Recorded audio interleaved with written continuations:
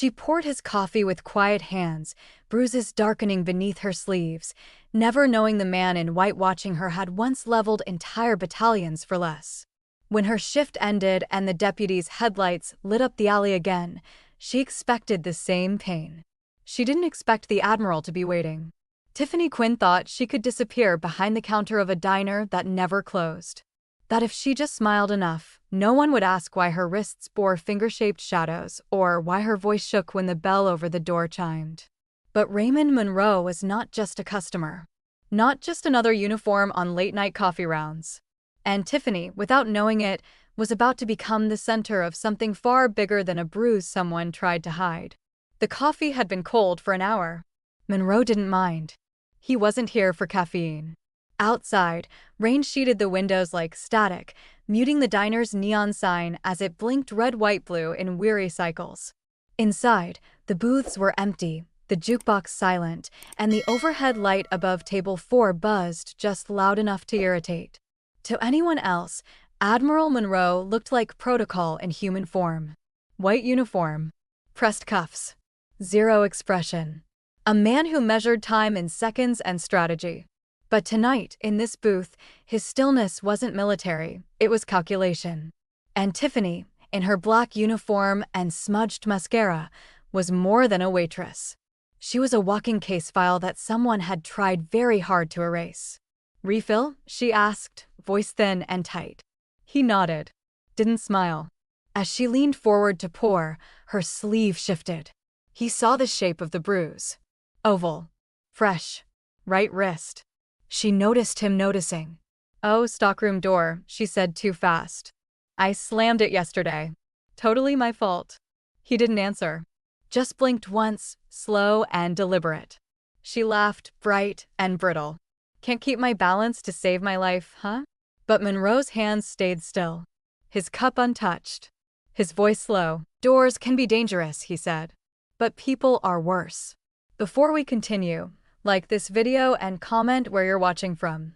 Your support helps us bring more exciting stories that you won't want to miss. The glow of the computer screen cast Admiral Monroe's face in cold blue light. Outside his temporary quarters on base, the world was dark and still. Just past 3 a.m. A storm whispered against the glass, wind curling under the eaves like a warning. He leaned forward, knuckles tight on the desk as pages of personnel records loaded one by one. The coffee in his mug had gone stale. He ignored it. He hadn't come back from the diner intending to start digging. But the bruise on the waitress's wrist, the one she tried to laugh off, the one that matched old trauma patterns he'd seen in field hospitals and fallout zones, was more than enough to trigger instinct. And instinct had never failed him. The base's internal access terminal gave him limited entry to regional interagency databases, enough for his rank, but not enough for what he needed. Fortunately, Monroe wasn't one to color inside the lines. He reached for a locked case beneath the desk, opened it with a fingerprint scan, and pulled out a drive labeled with nothing but a single blue dot. Untraceable. Military issue. Quiet favors from darker operations. One of many souvenirs that protocol didn't know he still carried. He connected it. The firewall peeled open like butter under heat. Monroe typed, "Quinn, Tiffany Renee. DOB, September 14, 1994. Current location, Liberty County or..." Search returned faster than expected. Too fast. The first page that popped up was clean. Suspiciously clean. Local employment records. A single misdemeanor parking ticket from 6 years ago. No prior incidents. No court dates. No restraining orders. No emergency room flags. It was a lie. Not the absence of data, but the neatness of it. He changed tack. Cross-referenced her address with past police calls. 2 hits, both classified as noise complaints unfounded. Filed by a neighbor. Officers responded both times. Reports closed in under 5 minutes. No body cam footage attached. No audio logs. Another red flag. He pulled the badge numbers from both entries. Both led to Deputy B. Kessler. Monroe's jaw tensed. Bradley Kessler. Age 35. Sheriff's Deputy, Liberty County. Former military police. Honorably discharged. Commendations for community leadership. And again, too clean. No internal affairs files. No prior misconduct. No transfers. Yet his name had come up twice as responding officer to the same location, with complaints that vanished on paper. A man who erased problems before they became paper trails. Monroe sat back, fingers steepled beneath his chin. This wasn't just suspicion anymore. This was a pattern. He didn't have proof yet, not real proof, but he knew what he was looking at. He'd seen it in Iraq, in Kandahar, in Manila. Men who wore uniforms like armor, who used rank like a hammer. And women who smiled through cracked lips because there was no other way to survive the night. Tiffany Quinn wasn't just scared, she was isolated. Trapped. And whatever she'd tried to do before, someone had made sure the world never heard it. He tapped into the encrypted chat line, keyed in a dead channel known only to 5 people in the world. Need eyes on Liberty County, or Kessler, B, and Quinn, TR, check suppressed case files, code red flags. Monroe. The reply came in 60 seconds flat. Thought you were retired, Ray. Sending now. This one's buried. A second window opened. No headers. No metadata. Just raw logs and timestamps. The report was from 18 months ago. An anonymous call to Liberty County Family Services flagged potential domestic violence. A woman. Mid-20s. Emaciated. With visible contusions during a pharmacy visit. Caller didn't know her name, only that she worked graveyard at the diner on 12th. Tiffany Quinn. The report was flagged for investigation, then immediately marked inconclusive. 3 days later, a mental health hold was placed on Tiffany Quinn. The petitioner? Deputy Brad Kessler. Claim: suicidal ideation and unstable behavior. No second opinion. No psychiatric evaluation. Just the form. She'd tried to speak. And he'd silenced her legally. Monroe's fist closed around the edge of the desk. He stood and paced 5 slow steps to the window. Rain hit the glass in soft patterns. Somewhere out there, Tiffany was probably wiping down counters, pretending everything was fine. He couldn't imagine the kind of strength it took to keep pretending. To serve coffee to strangers while trying not to shake. To hide from a man who wore a badge and knew the system better than the people meant to protect her. But now, she wasn't alone. Back at the terminal, Monroe opened a secure digital folder labeled Black Ice. It was the same encrypted package he'd used to gather evidence on a weapons contractor 5 years ago. Into it, he dragged the files, flagged welfare reports, suppressed incident logs, Kessler's personnel record, the altered police response callouts, one blurry diner security cam clip from the week prior, a public source. He saved the package. Marked it pending activation. Titled it, Quinn, Protection Case // Phase 1. He sat down again. Thought back to her eyes. Not the bruises, not the flinch, but the flicker. That moment, just before she excused herself, when she caught him really looking. She didn't ask for help. But she didn't look away either. Monroe sent one last message to his analyst contact. Don't go to law enforcement yet. This is ocean deep. I'll handle first move myself. He logged off. Closed the case. Then he reached into the breast pocket of his uniform and pulled out the diner receipt she'd handed him. Tiny print. Grease-stained. Scribbled at the top in blue pen. Coffee X1 refill X3 thanks for being polite. Monroe folded it gently and slipped it into his wallet. Sometimes the smallest things were the loudest warnings. And this wasn't over. Not by a long shot. The next time Admiral Monroe entered the diner, the world outside looked different. Gone was the rain and the hush of 2 a.m. In its place came sunlight spilling through smudged windows and the clatter of silverware. It was just afternoon, and every booth was full: families, retirees, truckers, and tired parents wiping ketchup off toddlers' hands. Tiffany Quinn moved between them like a ghost trained to smile, her uniform stiff with starch and the same bruise still faintly visible near her elbow. Monroe stepped inside, took off his cover, and waited near the host stand until someone noticed. A teenage busboy looked up, startled. "Seat yourself, sir," he mumbled, distracted by a fallen napkin tray. Monroe nodded once and chose a booth near the back, far from the noise, but not far from Tiffany. She hadn't seen him yet, Or if she had, she was pretending she hadn't, her shoulders tense, her steps too precise. He didn't blame her. This wasn't a war zone, but it still required armor. 3 minutes passed before she turned and noticed him, mid-pour at another table. Her fingers jerked just enough to splash coffee onto a customer's saucer. Apologies spilled from her mouth automatically as she grabbed a rag, but her eyes flicked to him again. When he gave the smallest nod, calm and neutral, she paled. A tray in her hands rattled as she turned too quickly, and the dishes slid forward and clattered to the ground. All conversation in the diner halted for a beat. Forks paused. Heads turned. Tiffany knelt swiftly to gather the shards, her breath too fast. A manager, Pete, his name tag read, strode over and knelt beside her. "Tiff, you okay?" "That's the second tray today." She nodded, but didn't look up. "All good. Just clumsy today." Monroe said nothing. He sat back, watching her with the same stillness that had served him in enemy negotiations and long-range surveillance ops. And she knew it, could feel his attention on her skin like sunlight through a magnifying glass. When she finally approached his table, empty notepad in hand, she didn't meet his eyes. "What can I get you?" "Just coffee," he said softly. "No rush." She scribbled the order as though it required translation, then turned to leave. But his voice followed her. "Tiffany." That stopped her. The pen in her hand froze over the pad. Her eyes closed. And for the first time since he'd met her, Monroe saw something crack, only for a second. But it was there. She brought the coffee minutes later and set it down a little too hard.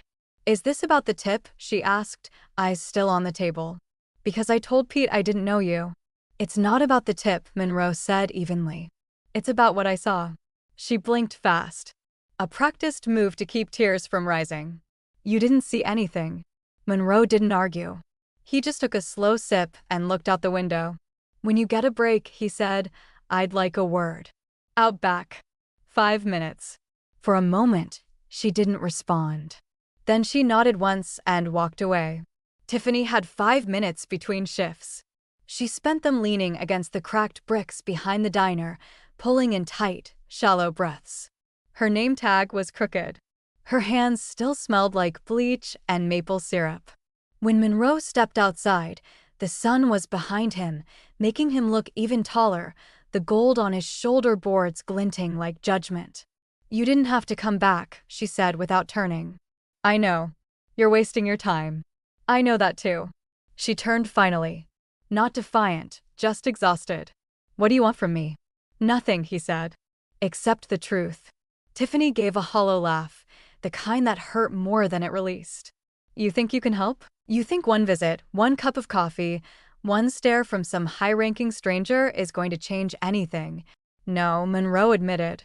"But it can start something." She shook her head. "You don't know him." "I'm starting to," he said. Her lips trembled, but her voice stayed steady. "Every time I left, he found me.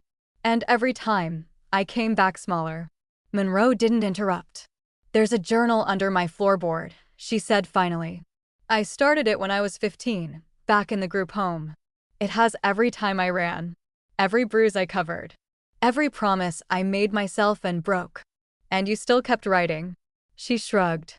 "It was the only part of me he couldn't touch." Monroe reached into his coat pocket. Slowly, deliberately, he pulled out a plain white card with just a number on it. "If you ever want to stop writing it alone," he said, "you call that number." She didn't reach for it. "I'm not trying to fix you, Tiffany," he continued. "I'm trying to make sure no one gets to keep breaking you." They stood in silence, just the hum of highway traffic and a back door slowly creaking shut. She took the card. The rest of the shift passed like it always did, eggs, tips, spilled syrup. But Monroe stayed. He nursed his coffee through 3 refills. Watched without staring. And when she approached one last time with the check, her hand lingered just slightly on the edge of the table. He looked up at her. She didn't smile. She didn't thank him. She just whispered, barely audible beneath the clink of forks and the clatter of bus tubs, "Thank you for seeing it." Have you ever felt invisible in your pain until someone finally noticed? What did it change for you, or what do you wish had happened? Leave your answer in the comments. Sometimes the quietest truths help others speak up. The next time Admiral Monroe returned to the diner, he came with a plan and something small wrapped in foil. The lunch tray he carried was just a decoy, base-issued roast beef and mashed potatoes cooling beside a napkin-wrapped listening device. It wasn't standard protocol, but Monroe had long since learned that when official routes failed, the unofficial ones saved lives. He walked in through the rear alley, nodding to the line cook having a smoke near the dumpster. "Mind if I toss this?" he asked, lifting the tray with a tired grunt. "Go ahead," the cook said, not even looking up. Monroe moved to the garbage can just outside the kitchen door, grease-streaked, rusted at the hinges. He peeled back the foil carefully, palmed the listening unit, and slid it beneath a layer of napkins and old receipts. From the outside, it looked like nothing more than another tray of leftovers. But inside the device, a triple-layered condenser mic and encrypted transmitter activated with a soft click. He pushed the can's lid shut and walked back around the corner. The signal would bounce off 2 satellite pings before reaching his contact. Inside, Tiffany was working the sink, elbows deep in suds, mouth set in a tight line. Monroe didn't speak to her, not yet. He didn't need to. What he was looking for wasn't something she'd say out loud, and it wasn't something she even knew he was listening for. He took a seat near the back again, ordered nothing, and waited. 3 hours later, Monroe sat alone in his temporary quarters, the lights off and only the soft green glow of his laptop illuminating the room. The data packet had arrived 20 minutes ago, compressed, encrypted, and marked with his contact's private code, Stella. The name belonged to Charlotte Stella Quinn, former NSA cryptologist turned cyber intel contractor. She owed Monroe her life after a classified extraction in Al Jafar. Now she ran silent protocols for off-the-books threats, things that didn't get reported, only solved. Her message was brief, as always. "Got something." Code words laced through burner texts, encrypted message references, handover, rotation, and shipment window. Definitely not personal threats. This isn't just abuse. It's procurement. Monroe's hand stilled over the keyboard. Procurement. That word didn't belong in a conversation about a waitress and a corrupt deputy. That word belonged to war zones. Smuggling rings. Human trafficking. He cross-referenced the text metadata Stella had forwarded. It originated from a prepaid number linked to a local tower, routed through a dummy contact listed as Coach B. The texts were simple, casual on the surface, but the subtext bled through once the codes were cracked. Coach B had sent 3 separate time windows for deliveries. Kessler's replies were minimal, only confirming locations and using acronyms: MP1 secured, TQ in line, window holds. Monroe knew what TQ stood for. It wasn't just Tiffany's initials. It was a confirmation, target queued. He sat back, his throat dry. Tiffany wasn't just trapped. She was marked for removal. The next morning, he returned to the diner through the front entrance. Tiffany was wiping the counter, her expression unreadable. Her smile flickered when she saw him, then fell away. Monroe walked to the kitchen, paused near the dish pit where a fan buzzed loudly against the back wall. The floor was slick with old soap. Grease clung to the air like secondhand breath. He glanced toward the shelf under the sink. Wedged between 2 crates of dishwasher tablets was a small, black phone, dusty, duct-taped, and half-covered in a worn rag. He waited until her back was turned.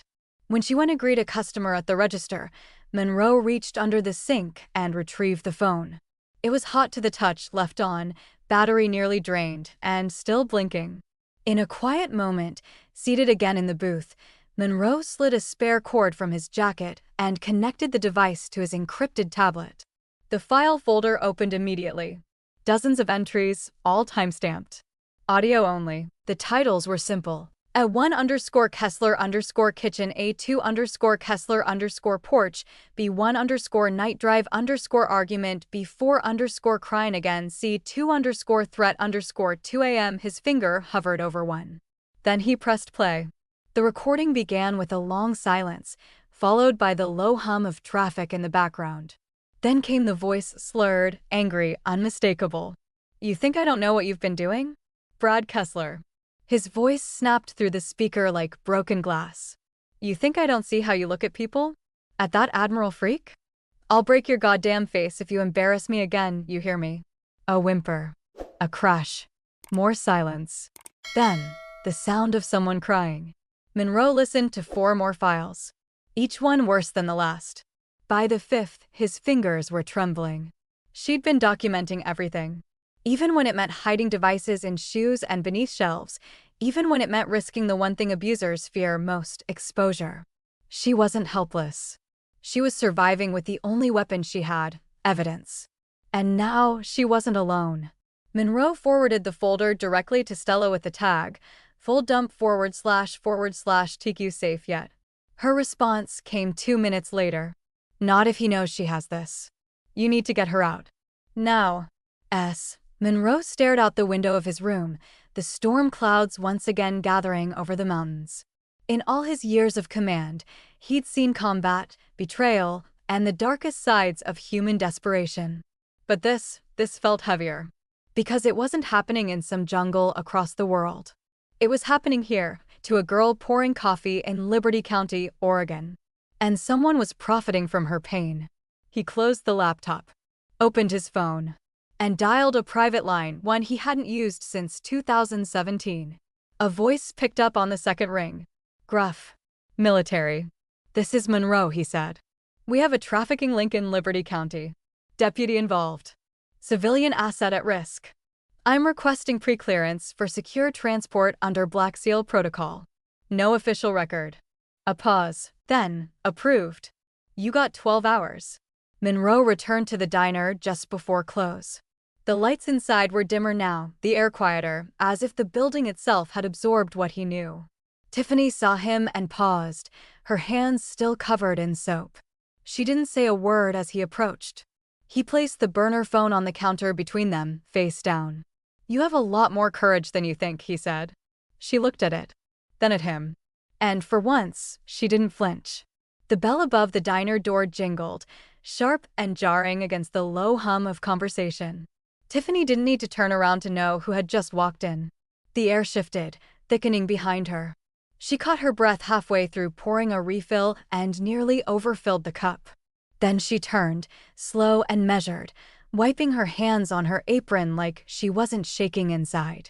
Deputy Brad Kessler stood just inside the door, rainwater drying on his leather jacket, boots tracking dirt across the tile. He looked exactly the same, square jaw, clean shave, smile polished like the badge on his chest. But his eyes were wrong, too alert, too calculated. He scanned the room casually, settling on the back corner where Admiral Monroe sat alone with his coffee. And then, like he had all the time in the world, he made his way to the counter. Tiffany had already turned to face the soda machine, pretending not to see him. But her pulse was a drumbeat against her ribs. She forced her hands to move, to press buttons, to pour root beer for table 6.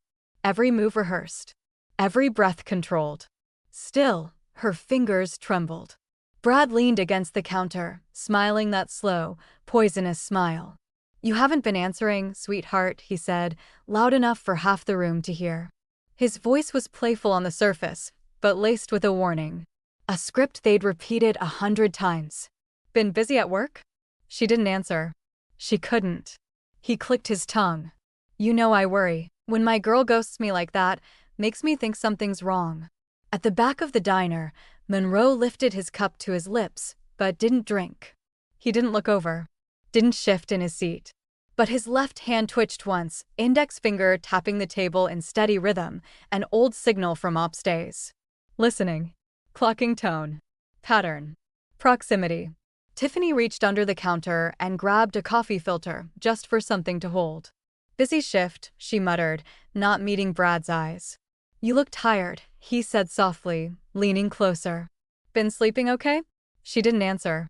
A fresh bruise formed behind her eyes even if it hadn't reached her skin yet. He stood there for too long, radiating presence, ownership, the kind of presence that didn't need contact to cause harm. Then he finally stepped back. Well, don't let me interrupt your hard work, baby, he added cheerfully. I'll catch you later tonight. The bell jingled again. The door swung shut. Silence fell for a beat, broken only by the scrape of a spoon against a plate. Tiffany stood frozen, gripping the coffee filter like a lifeline. Monroe didn't move. Not until she looked up, caught his eyes across the diner, and gave the smallest nod. That was all he needed. By the time her shift ended, the sky had darkened again, the evening storm rolling in over the mountains. Tiffany's apartment sat 3 blocks away, second floor of a converted Victorian with thin walls and a stubborn porch light. She parked 2 houses down Habit now and watched for movement. Nothing. Just the hum of street lamps and the rustle of wind through wet trees. Still, her stomach churned. The hallway was quiet as she climbed the stairs, keys clenched tight in her fist. Her front door was closed, but not fully. The lock had been turned, but the deadbolt wasn't set. That had never happened before. She paused, heart thudding. Her hands trembled as she reached forward. The moment she pushed the door open, she knew. Something was wrong. The room was still. No signs of forced entry. No overturned furniture. But the air was too quiet. The kind of quiet that feels artificial, like sound had been removed, not simply absent. She stepped inside slowly. The lights were off. Her journal, the one under the floorboard, was gone. Tiffany froze. For a moment, she couldn't breathe. Her fingers touched the baseboard near the radiator, where the loose floor plank had hidden years of pain. It was lifted. A sliver of exposed wood where someone had pried it open and closed it again. The space was empty. She stumbled back, hand over her mouth, eyes darting to the windows. Closed. Latched. Every exit secured. He'd been here. Brad had been inside her apartment, inside her head, inside her safety, and left only silence behind. She backed into the hallway, locked the door behind her with shaking hands, and didn't stop moving until her car was in gear. She drove without thinking, headlights carving through misted streets, rain smearing the windshield faster than her wipers could catch. Left, right, through town, then toward the only place her gut could agree on. Base gates. It was nearly midnight when the guard shack lights swept across her face. She rolled down the window, wet hair stuck to her cheek, voice barely audible. "I need Admiral Monroe," she said. "Please. Just, I need him." The guard blinked, clearly confused. "Ma'am, it's late. Do you have ID or—" "Tell him Tiffany's here," she said, voice cracking. "Tell him it's about the journal." That changed everything. The guard radioed in a coded phrase. 20 seconds later, the inner gate buzzed open. A Marine sergeant waved her through. By the time she parked and stepped out, Monroe was already walking across the lot, white shirt half unbuttoned, coat thrown over his arm. He took one look at her and understood. She broke down before she could say a word. Not loudly. Not dramatically. Just a single, painful sound before she dropped to her knees on the pavement, gasping for air. Monroe didn't ask what happened. He just crouched beside her and pulled his coat around her shoulders. She clutched it like it was armor. And he waited. When the words finally came, they came in broken pieces. "He was there," she whispered. "My journal, it's gone." He took it. "He knows." Monroe didn't flinch.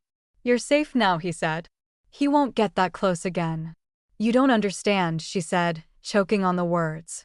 "That journal, it had everything. Dates. Names. Recordings. I wrote down who he talked to. Things I overheard. Stuff I didn't even know I remembered. What if I gave him reason?" "You didn't," Monroe said, calm and sure.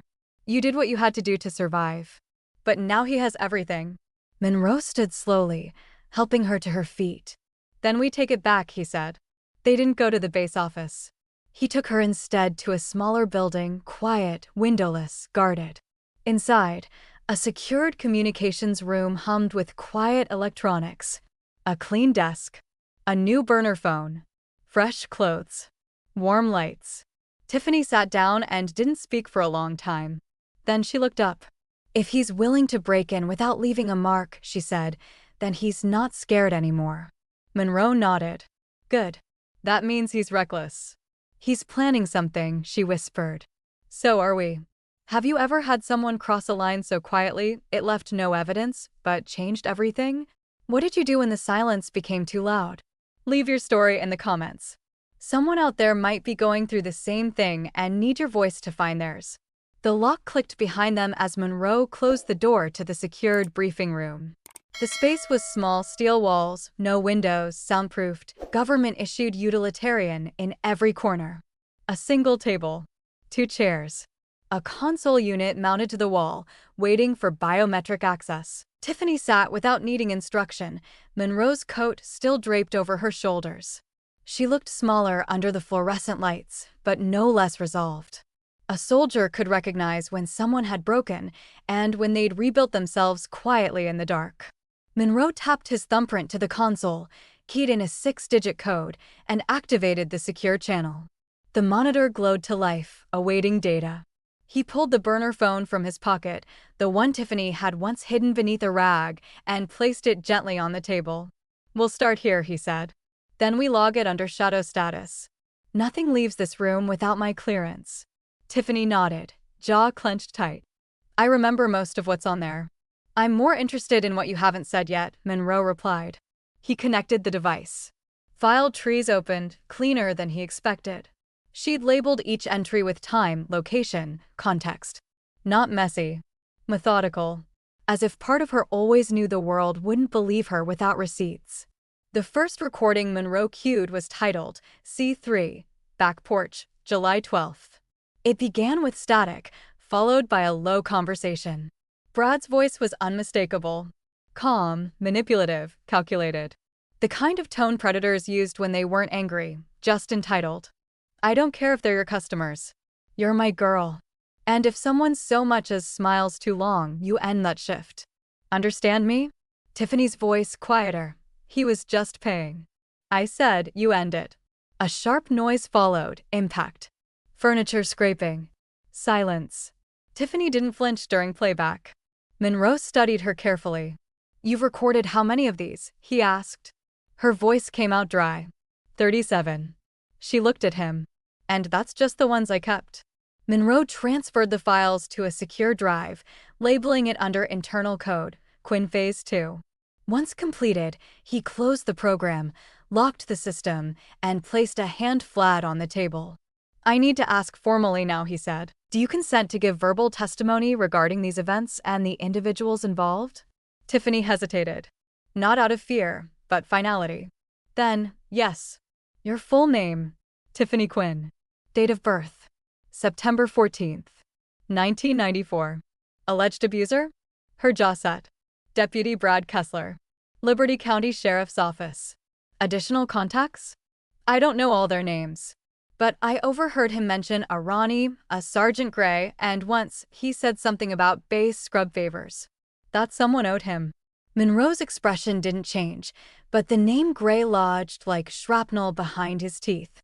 Once the recording completed, Monroe stood and keyed in a second access code on the wall panel. The console ejected a red key card with no markings. "What's that?" Tiffany asked, voice hoarse. "Your extraction." She blinked. "What?" "You can't go back to that apartment. You can't go back to the diner. And if he has that journal, and he does, your timeline just shortened." Monroe pulled a sealed manila envelope from a locked drawer and handed it to her. Inside were clothes, an ID badge with a different name, and a bus ticket to a neighboring state. "I'm not running," she said softly. "You're relocating," Monroe corrected. "For 48 hours. After that, NCIS will greenlight the sting." She didn't argue again. Just swallowed, slow and heavy. 30 minutes later, Tiffany was in a car headed toward the state line, unmarked vehicle, GPS neutralized, with a driver Monroe trusted like family. Monroe watched the taillights fade before returning inside. He entered a secondary access room beneath the base's old radar tower, no cameras, no records. This time, he didn't bother with formal channels. He opened a line marked only Black Seal and input a voice phrase, "Admiral Monroe. Shadow Protocol.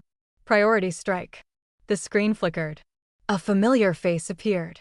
Salt and pepper hair. Tactical stubble. And eyes like granite.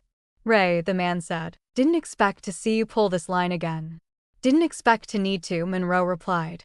"I need your team to sweep Liberty County Sheriff's Office." You're looking for signs of data suppression, internal wire routes, and any mention of Ronnie or SGT Gray. The man whistled. That deep, huh? Deeper. And the target? Monroe hesitated. Deputy Brad Kessler. The other man's eyebrows lifted slightly. That name's familiar. Should be, Monroe muttered. He was under my command. Silence held. Was. 6 years ago. Joint ops deployment overseas. Behavioral incidents, insubordination, unnecessary force. We scrubbed his record to keep the media quiet. He was dishonorably discharged, but the paperwork was sealed. The man on screen exhaled slowly. So how'd he end up stateside, badge on his chest, running side ops?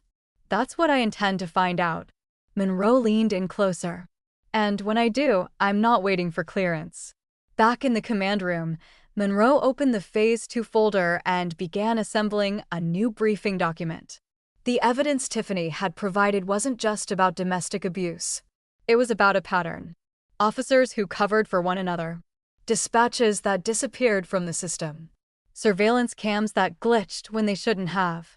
Tiffany had stumbled onto something larger than her own survival. And Monroe was going to burn it out root and rot. He picked up the line again. Notify NCIS. I want assets in place within 48 hours.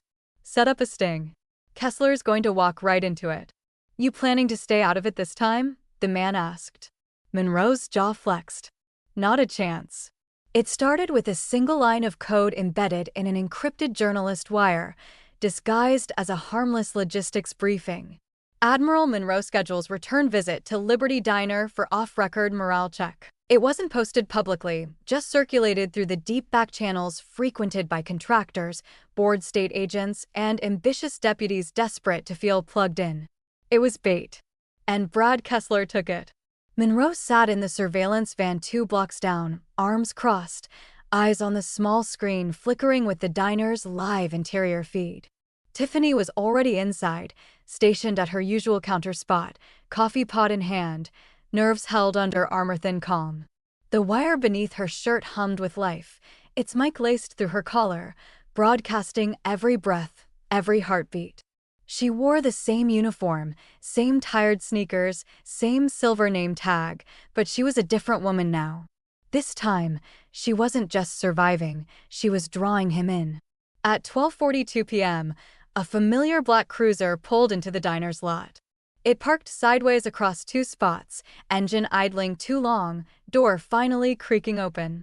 Brad emerged with sunglasses on despite the overcast sky, his badge clipped to his belt, gun holstered just a little too visible. He adjusted his jacket and walked toward the door like a man used to power and oblivious to consequence. Tiffany saw him before he even entered. Target in motion, Monroe said into the comms. Visual confirmed, the NCIS field lead replied from her position inside a nondescript sedan across the street. The entire block was wired, 2 spotters at the corner bodega, 1 sniper stationed 3 floors up on standby. This wasn't just a listening op now. This was containment. Brad walked in with swagger, glancing around the diner like it belonged to him. He smiled too wide when he saw Tiffany. That's more like it, he said, moving straight to the counter. You finally answering your calls, sweetheart? Tiffany poured him a coffee without meeting his eyes. Been busy, she said, voice steady, but quiet enough to make him lean in. He took a sip. Still make the worst coffee in town. Tiffany forced a smile. Still drink it. He laughed. Fair point. You always did have a smart mouth. Monroe's fingers tapped twice against his tablet. He was listening for patterns, provocation, escalation, ownership language. Tiffany had been trained for this in under 12 hours, memorizing phrases and coded responses that would keep him talking without setting him off. She was handling it perfectly. But they had a narrow window. Brad leaned closer, his voice dropping to a low whisper. You think I don't know what's going on? Tiffany wiped the counter with a cloth, slowly, methodically. You think I don't see that Admiral sniffing around? She froze just for a second, but caught herself. He's just a customer, she said. Brad chuckled. Cute. But you forget who taught you to lie. He reached into his jacket, not for a weapon, but for his phone, and laid it face down on the counter. You been running your mouth to someone? Tiffany stared at the phone. Why would I? Because you're stupid, he said, now not smiling. You always think you're smarter than you are. But I hear things. I know things. And if you ever try to hurt me, I'll burn you down first. Monroe leaned forward in his seat, every muscle locked. The NCIS tech marked the timestamp. The veiled threat was good. They needed one more, just enough to bridge the line between suspicion and confession. Tiffany kept her cool. She looked him straight in the eyes. You said once that no one would ever believe me. Still think that's true? Brad tilted his head. Absolutely. I've got friends in the department. Hell, I've got the sheriff. He smirked. And you? You've got Bruises and a coffee job. That was it. Monroe gave a single-hand signal to the lead agent. Copy, came the whisper. We're moving in 60. But then something in Brad's demeanor shifted. He reached over the counter and gently touched her wrist. You're not smart enough to trap me, he said, softer now. Even if you tried. Tiffany pulled her hand back like she'd touched a flame. You should go, she said. But Brad didn't move. His smile faded. You've been recording me, haven't you? In the surveillance van, Monroe's knuckles went white. Hold, he ordered. No, the field lead said. He's escalating. Brad's hand closed around his phone. He flipped it, opened the screen, and showed her something. A photo. Her journal pages scanned, sent his private drive. You think I don't already have every word? Tiffany backed away from the counter, but kept her posture neutral. My shift's almost over, she said carefully. I need to, Brad stood. You need to shut up, he hissed, voice dropping to its lowest register. Before you make another mistake. Team, move, Monroe said. The front door burst open. 2 plainclothes NCIS agents entered first, badges raised. Brad turned, confused, but not surprised. It was like he'd known it was coming all along. He raised his hands slowly, calculating. What's this? He asked. Deputy Kessler, you're being detained under federal suspicion of obstruction, coercion, and witness intimidation, the lead agent said. You have the right to remain silent. I've got nothing to say. His eyes flicked to Tiffany. She's lying. No, Monroe said from the doorway, stepping inside. She's not. Brad blinked. The Admiral hadn't spoken until now. Recognition set in. His jaw slackened, just for a moment. Raymond Monroe? Then it landed. You. Been a while, Monroe said flatly. Brad's breath hitched. He remembered now. The joint op. The court-martial. The disgrace. The man who ended his military career. You, Brad spat. You did this. Monroe didn't flinch. No, Brad. You did this. I'm just here to finish it. Later that evening, Monroe reviewed the footage in a secured NCIS field room. The recording was airtight. Admissions. Threats. Digital evidence. Enough to hold Brad without bail, and enough to open a deeper investigation into Liberty County's internal systems. And that's when the next twist dropped. A field agent entered, holding a printed file. Sir, she said, laying it on the table. You asked us to sweep dispatch logs going back 6 months. Monroe opened it. The timestamps had gaps. Dozens. Entire call logs manually deleted. Who had admin access? Monroe asked. Only the sheriff. Monroe closed the file. And smiled, cold and ready. The diner opened at 6 a.m., same as always, but this time the floor tiles gleamed and the air hummed with more than the usual buzz of coffee pots and breakfast orders. Tiffany Quinn buttoned her uniform slowly in the back, not rushing, not shaking. Her reflection in the dishroom window showed someone calm, centered, even if the nerves pressed behind her eyes like a second heartbeat. Out front, Admiral Monroe already sat at his usual booth, reading a newspaper he hadn't turned a page of in 20 minutes. Everything about this morning was normal by design and set to detonate by intention.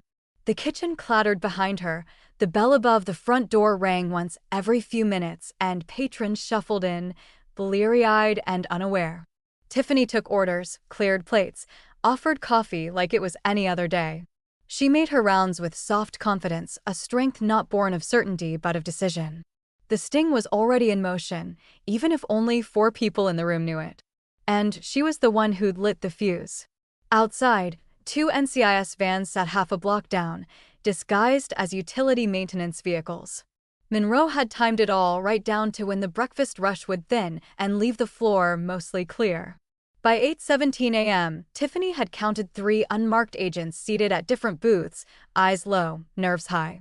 The diner felt like a powder keg disguised as a pancake house. And all they needed now was the match. Brad Kessler's truck rolled into the lot at exactly 8:23 a.m. He didn't park straight. He didn't kill the engine right away. He just sat there, fingers drumming the steering wheel, eyes locked on the glass. Tiffany caught the motion in her periphery, but didn't look up. Her heart clenched once, then settled. He entered without a word. Boots heavy. Badge swinging like a threat. The second the door shut behind him, conversation in the diner dipped just enough for tension to bloom. Monroe didn't look over.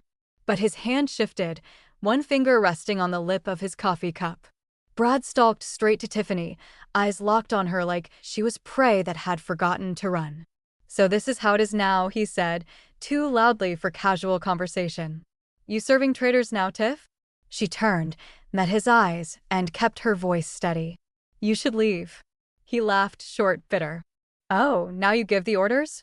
Brad stepped closer, and though Tiffany didn't back away, the movement made the nearest undercover agent tense. The tension went electric when Brad grabbed her wrist, fingers biting down hard. "You think I don't know what you've done?" he hissed. "You think you're clean?" That's when Monroe stood. The scrape of his chair echoed louder than it should have, stopping the air mid-breath. He walked toward them slowly, deliberately, each step measured like he had all the time in the world and not a second to spare. The silver in his insignia caught the morning light, a glint of authority too heavy to ignore. He stopped just a foot away. "Deputy Kessler," Monroe said, voice low but clear. "You are under federal investigation. Let go of her. Now." Brad turned to him, still holding Tiffany's wrist. "You've got no jurisdiction here, Admiral." "Actually," Monroe said, reaching into his jacket and flashing a joint NCIS authorization order, "I do." And then everything moved at once. The front door burst open and NCIS agents flooded the diner, badges raised, weapons drawn, commands flying fast. One grabbed Brad's arm, another his opposite shoulder, twisting him down onto the floor before he could fully process the shift in power. He struggled, but only briefly, cursing as handcuffs clicked into place. Tiffany stepped back, arms trembling but upright. She didn't move until Monroe gently guided her toward the wall.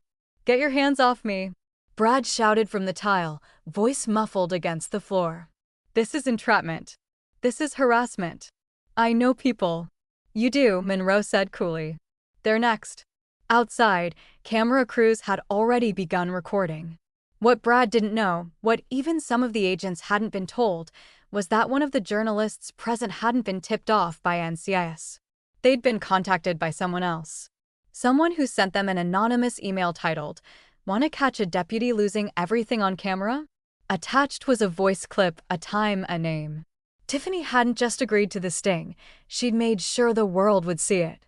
As Brad was dragged out the front door, shouting curses and threats, the first flashes from reporters lit up the parking lot.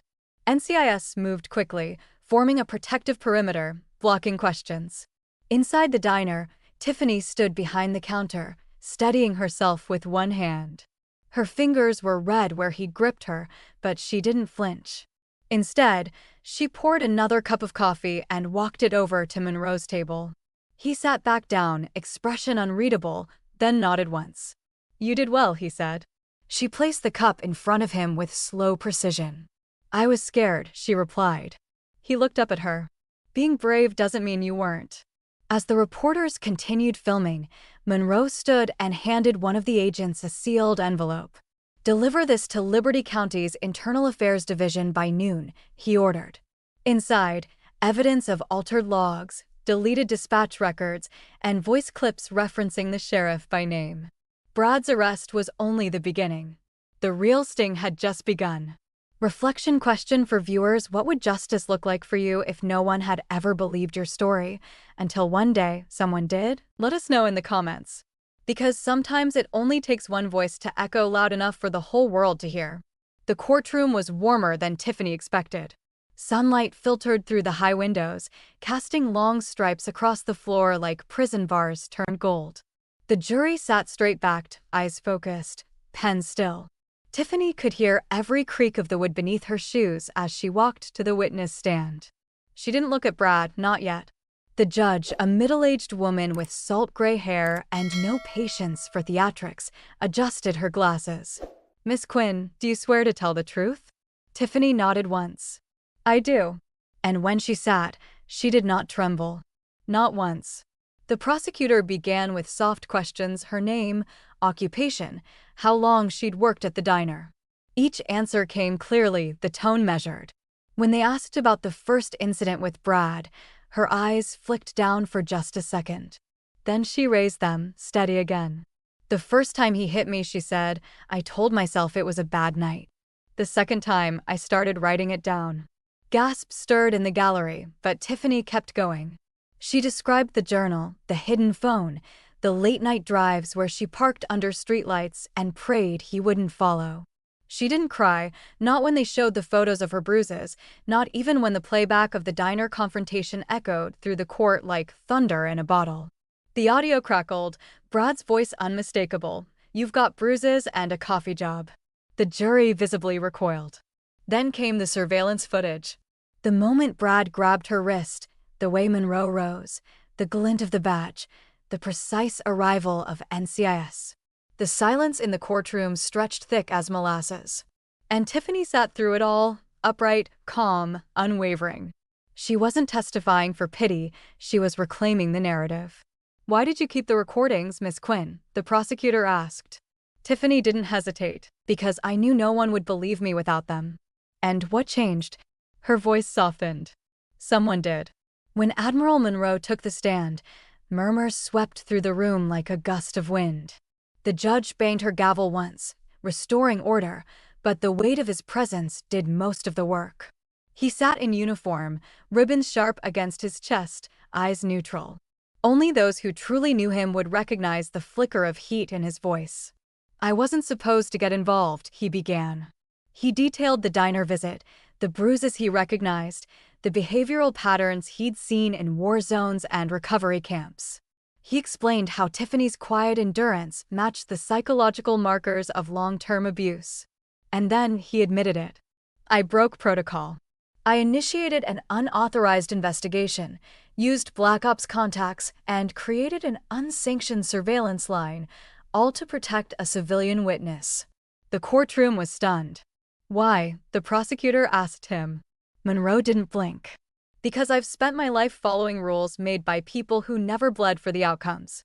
And this time, I wasn't going to let paperwork bury a woman who was already halfway in the ground."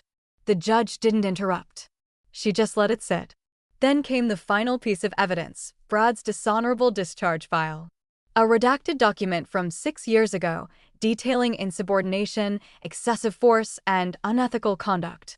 The Admiral confirmed it personally. "I oversaw the case," Monroe said. He should never have worn a badge again. Brad, seated next to his lawyer, looked hollow now, less man, more mask slipping. Gone was the swagger, the weaponized charm. His hands shook as the court reporter read the final counts: obstruction, witness intimidation, aggravated coercion, and conspiracy. And when the motion for bail was denied, the room exhaled as one. He wouldn't be walking out again. Then the judge turned back to Tiffany. "You mentioned keeping a journal," she said. "Would you be willing to read from it now?" Tiffany hesitated for the first time that day. Not from fear, but from the weight of what she'd written. She reached into her bag, pulled out a worn black notebook, and opened it to a bookmarked page. Her hands were steady. Her voice was not. "April 3rd, she read. "He said no one would believe me. That I bruise easy and cry on command. He said if I ever spoke up, they'd laugh." She paused. But someone did. The silence that followed wasn't empty, it was full. Full of reckoning. Full of echoes. Full of the weight of every woman who had ever been told to be quiet. And in that silence, something powerful settled. Not revenge. Not fear. But justice. The courtroom emptied slower than expected. Reporters lingered in the hallway, whispering into their phones, while agents collected evidence boxes and filed out with practiced precision. Tiffany stayed behind a few minutes longer, standing in the middle of the empty benches, hand still on the edge of the witness stand. There was no more testimony to give, no more recordings to submit. And yet, she had never felt more full of voice. Outside, the air was warmer than it had been in weeks. Sunlight glinted off windshields in the courthouse parking lot as birds chirped like nothing had ever been wrong.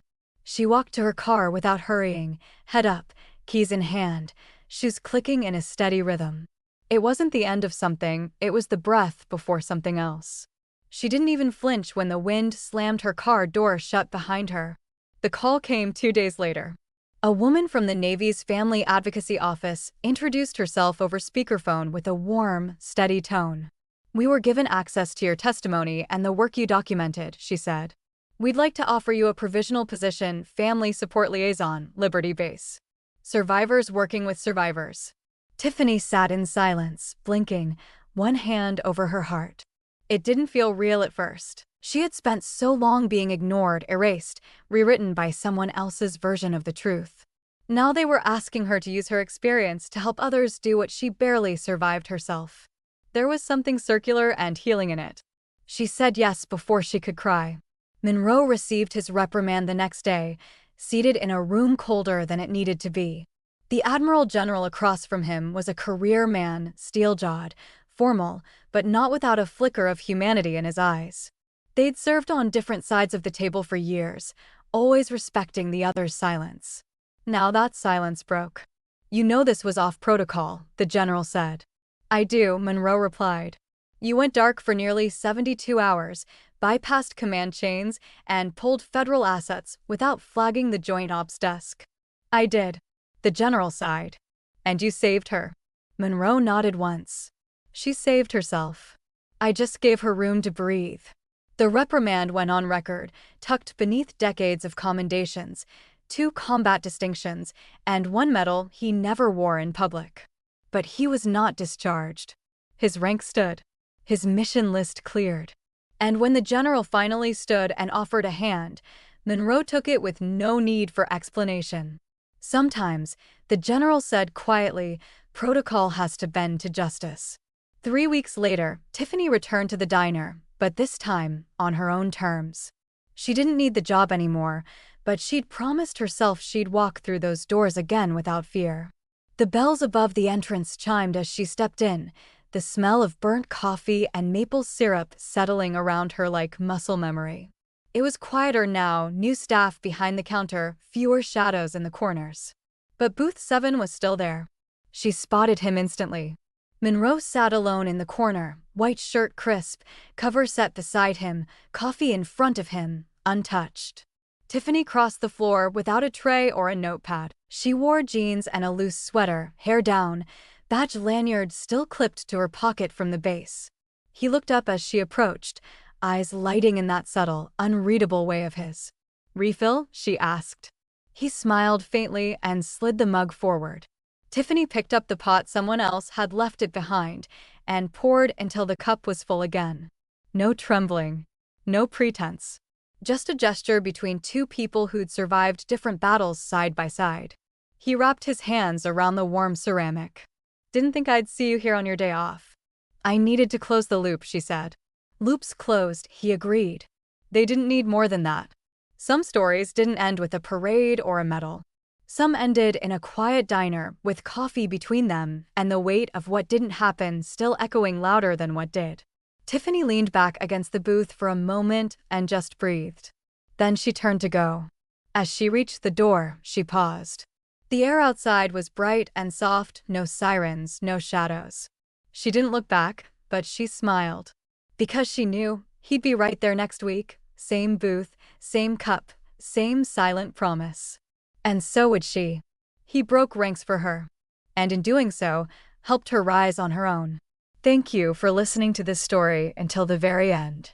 There's another interesting one on your left screen that I think you'll really enjoy.